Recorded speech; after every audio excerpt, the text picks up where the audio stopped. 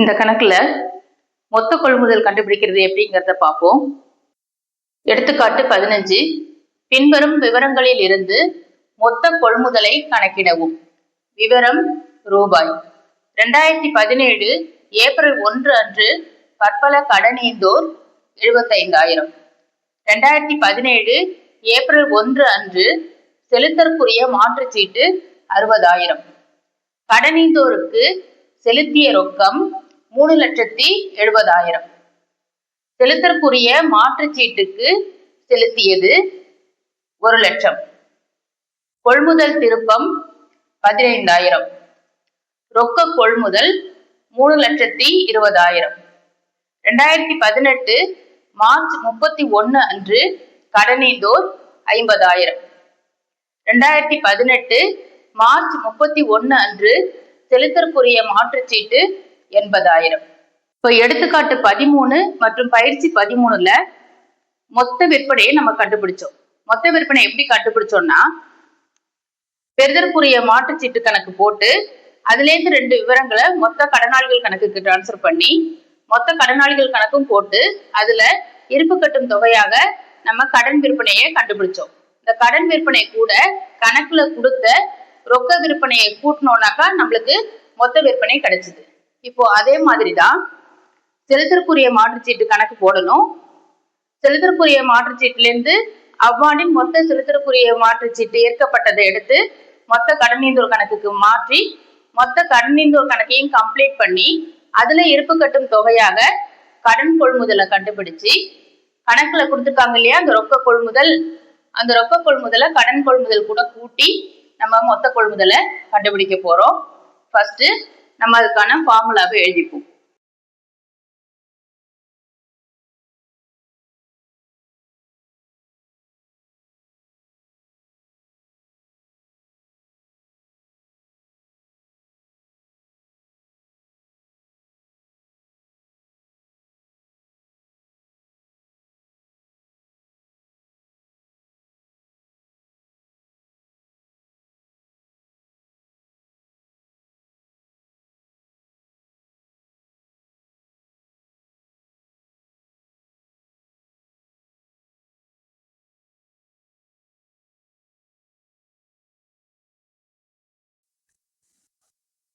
கணக்குல ரொக்க கொள்முதல் 3,20,000 கொடுத்துருக்காங்க.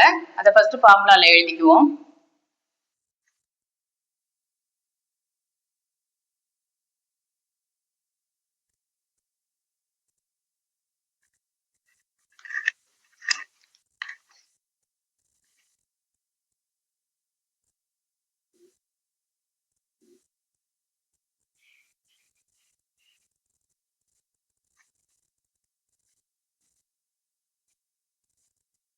இப்போ செலுத்தற்குரிய மாற்றுச்சீட்டு கணக்குக்கும் மொத்த கடனீந்தோர் கணக்குக்கும் ஹெட்டிங் எழுதிக்கலாம்.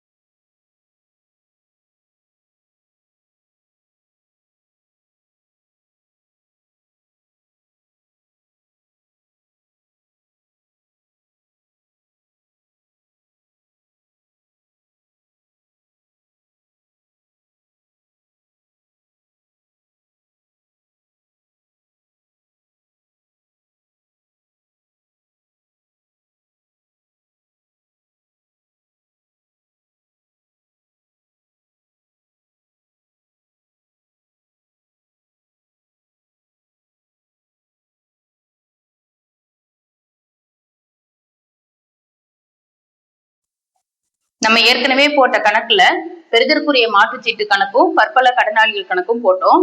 பெறுதற்குரிய மாற்றுச்சீட்டும் பற்பல கடனாளிகளும் சொத்துகள் அப்படிங்கிறதுனால பற்று பக்கத்துல தொடக்க இருப்பும் எழுதணும். இப்போ செலுத்தற்குரிய மாற்றுச்சீட்டு கணக்கும் பற்பல கடனீந்தோர் கணக்கும் போட போறோம். இது ரெண்டுமே பொறுப்புகள் அப்படிங்கிறதுனால வரவு பக்கத்துல நம்ம தொடக்க இருப்பை எழுத போறோம். 2017 ஏப்ரல் 1 அன்று பற்பல கடனீந்தோர் 75,000. தொடக்க இருப்ப வரவு பக்கத்துல எழுதிக்கலாம் கடனீந்தோர் கணக்குல.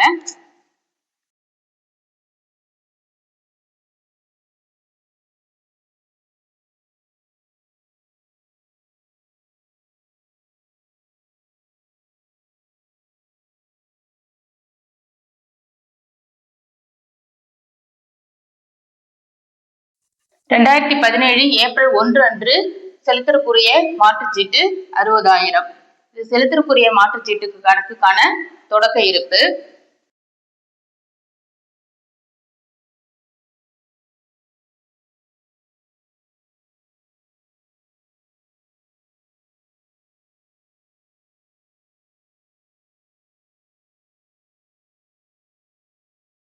தொடக்க இருப்பு 2 எழுதியாச்சு. அடுத்தது இறுதி இருப்பை எழுதிக்குவோம்.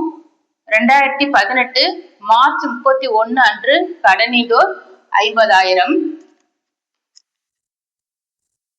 தொடக்க இருப்ப வரவு பக்கத்துல ஃபர்ஸ்ட்ல எழுதினதுனால இறுதி இருப்ப பற்று பக்கத்துல லாஸ்ட்ல எழுத போறோம்.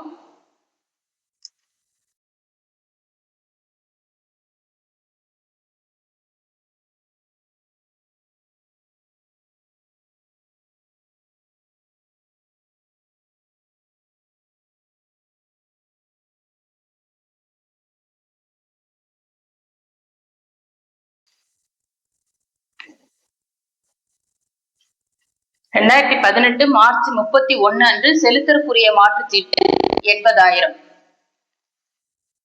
இது செலுத்தற்குரிய மாற்றுச்சீட்டுக்கான இறுதி இருப்பு. தொடக்க இருப்ப வரவு பக்கத்துல எழுதியிருக்கோம். அதனால இறுதி இருப்ப பற்று பக்கத்துல கடைசியா எழுத போறோம்.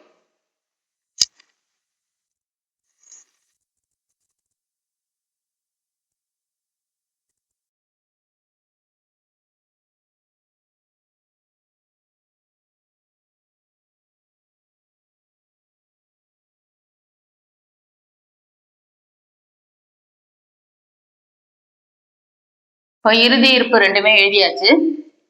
மிச்சம் இருக்கிறது இந்த 3 இன்ஃபர்மேஷன் தான். ரொக்க கொள்முதல் இந்த அக்கௌண்ட்லயோ அல்லது இந்த கடனீந்தோர் அக்கௌண்ட்லயோ வராது. கடனீந்தோருக்கு செலுத்திய ரொக்கம் 3,70,000. இப்ப கடனீந்தோர் கணக்குல போடணும். எங்க இறுதி இருப்பு எழுதியிருக்கோமோ அந்த இடத்துல கொடுத்திருக்கிற மற்ற விவரங்களை எழுதுறோம்.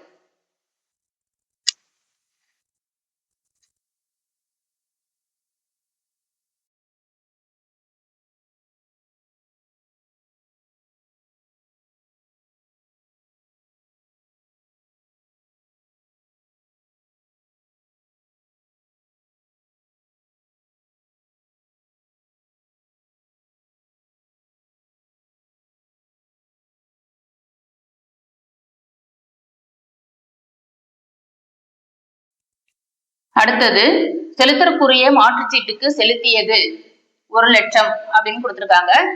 இப்போ இது செலுத்தற்குரிய மாற்றுச்சீட்டு கணக்குல பற்று பக்கத்துல மேல எழுத போறோம் ரொக்க கணக்குன்னு.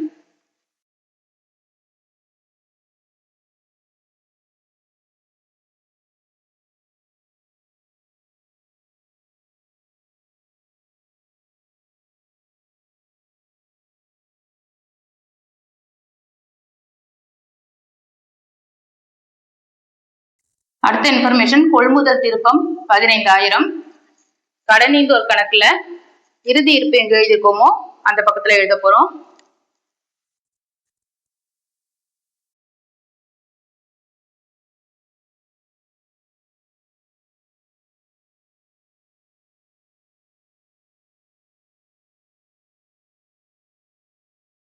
கணக்குல கொடுத்திருந்த எல்லா இன்ஃபர்மேஷனையும் எடுத்து அக்கௌண்ட்ல எழுதிட்டோம். இப்போ ஒவ்வொரு கணக்கா இருப்பு கட்டுவோம். ஃபர்ஸ்ட் செலுத்தற்குரிய மாற்றுச்சீட்டு. இந்த பக்கத்துல 1,00,000ம் 80,000ம் இருக்கு. அந்த பக்கத்துல 60,000 மட்டும்தான் இருக்குது. இந்த பக்கத்துல நான் டோட்டல் எழுதிக்கிறேன்.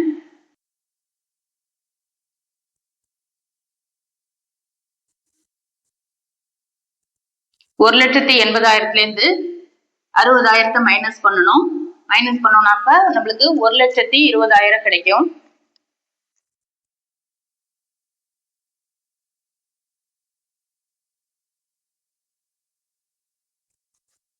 கிடைச்ச அமௌண்ட்டுக்கு நேரா கடனீந்தோர் கணக்கு அப்படின்னு எழுதணும்.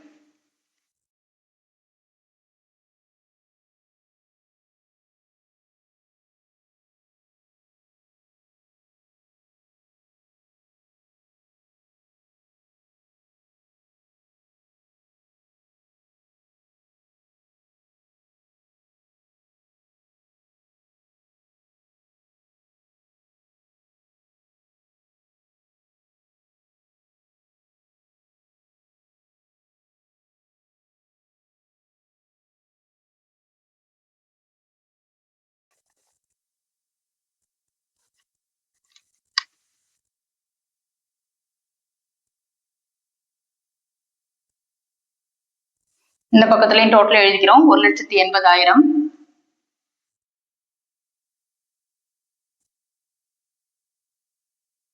இப்போ இங்க இருப்பு கட்டும் தொகையா நம்மளுக்கு கிடைச்ச இந்த 1,20,000 கடனீந்தோர் கணக்குன்னு நம்ம எழுதினாலும் அது அவ்வாண்டின் மொத்த செலுத்தக்கூடிய மாற்றுச்சீட்டு ஏற்கப்பட்டது.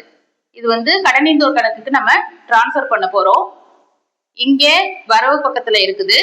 இப்ப கடனீந்தோர் கணக்குல பற்று பக்கத்துல எடுத்து எழுத போறோம். ஆனா கடனீந்தோர் கணக்குன்னு எழுதக்கூடாது. அதற்கு பதிலா செலுத்தற்குரிய மாற்றுச்சீட்டு கணக்கு அப்படின்னு எழுதிக்கணும்.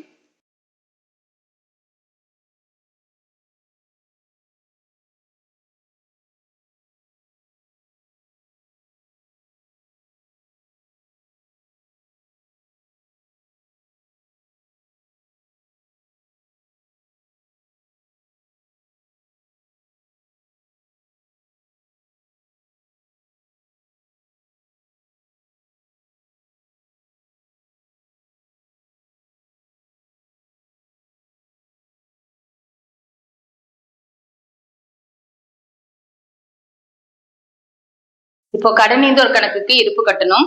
இந்த பக்கத்துல டோட்டல் எழுதுவோம். 3 ஸ்தானத்துலயும் 0.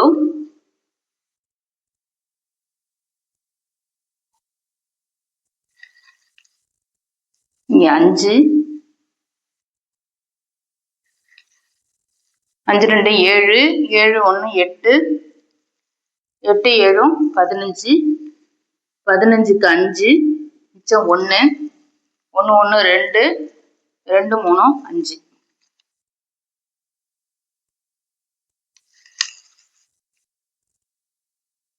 ஒர்க்கிங்ஸ்ல டோட்டலான 5,55,000 எடுத்து எழுதிக்கிட்டோம்.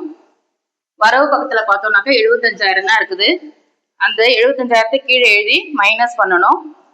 3 ஸ்தானத்துலயும் 0, 5ல இருந்து 5 போயிடுச்சுனாக்கா 0. இங்க 5ல இருந்து 7 போகாது. பக்கத்துல இருந்து 1 கடன் வாங்குறோம் 15. 15ல இருந்து 7 போயிடுச்சுனாக்கா 8. இங்க 4 தான் இருக்கும். 4 எடுத்து எழுதியாச்சு. 4,80,000 அப்படின்னு நம்மளுக்கு இருப்பு கட்டும் தொகையானது கிடைச்சிருக்குது. இந்த இருப்பு கட்டும் தொகையா கிடைச்ச இந்த 4,80,000 தான் நம்மளுக்கு கடன் கொள்முதல்.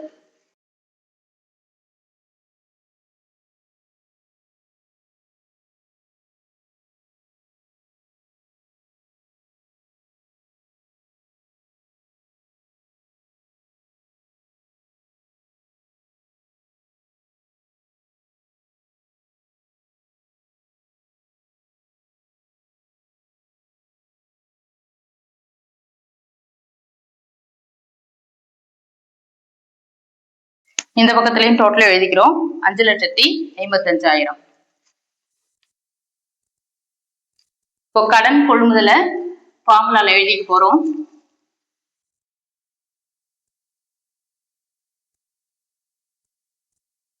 ரொக்க கொள்முதல் கணக்கிலே கொடுத்திருந்தாங்க. கடன் கொள்முதல் நம்ம கண்டுபிடிச்சிட்டோம் 4,80,000 சொல்லி. இது ரெண்டுத்தையும் ஆட் பண்ணிக்க போறோம்.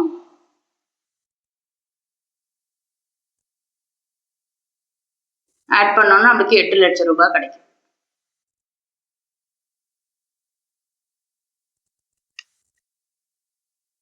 இந்த 8 லட்சம் ரூபாய் தான் மொத்த கொள்முதல்.